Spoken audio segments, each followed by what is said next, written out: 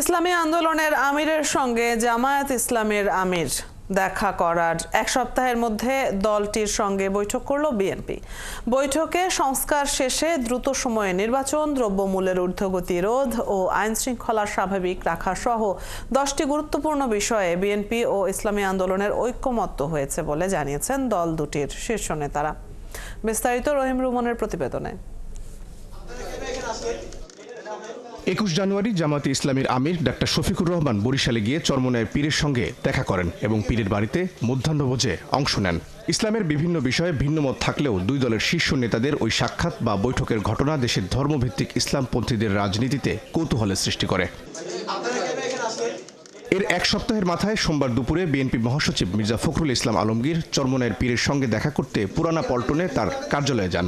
এ সময় বিএনপি মহাসচিবের সঙ্গে ছিলেন দলের ভাইস চেয়ারম্যান বরকতুল্লাহ বুলু। পরে দল দুটির শীর্ষ নেতাদের মধ্যে আলোচনা চলে প্রায় 2 ঘন্টা।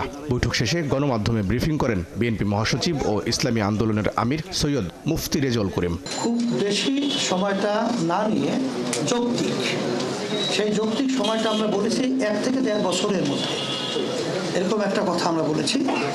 আর 6 মাস তো প্রায় চলেই গেল, আর 1 বছরের মধ্যেই সুন্দর একটা জাতীয় নির্বাচনের ব্যবস্থা করবে, এটাই আসলে মূলত আমাদের কথা। মির্জা ফখরুল জানান, ইসলামী আন্দোলনের আমিরের সাথে বিএনপির ফলপ্রসূ আলোচনা হয়েছে। আধিপত্যবাদ, সম্প্রসারণবাদ ও সাম্রাজ্যবাদ, মুক্ত, স্বাধীন, সার্বভৌম, টেকসই গণতান্ত্রিক কল্যাণমূলক রাষ্ট্র গঠনে জাতীয় ঐক্য গড়ে তোলা, দুর্নীতিবাদ, সন্ত্রাসী, খুনি ও টাকা পাচারকারীদের দ্রুত বিচারের আওতায় এনে দৃষ্টান্তমূলক শাস্তির ব্যবস্থা করা, ভোটাধিকার সহ সকল মানবাধিকার রক্ষায় জাতীয় ঐক্যমত গড়ে তোলা, ন্যূনতম প্রয়োজনীয় সংস্কার শেষ করে দ্রুত সময়ের মধ্যে সুষ্ঠু গ্রহণযোগ্য নির্বাচনের ব্যবস্থা করা।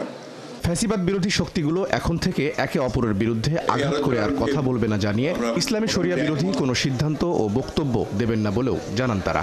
আগামীতে যাতে আমেরিকার মতো আর কোনো ফ্যাসিবাদী শক্তি ক্ষমতায় আসতে না পারে সে ব্যাপারে আমরা রাজনৈতিকভাবে ঐক্যবদ্ধ থাকব। ইসলামী শরিয়া বিরোধী কোনো সিদ্ধান্ত নেওয়া হবে না এবং ইসলাম বিরোধী কোনো কথা কেউ বলবে না। রহিম রুমন, 71, ঢাকা।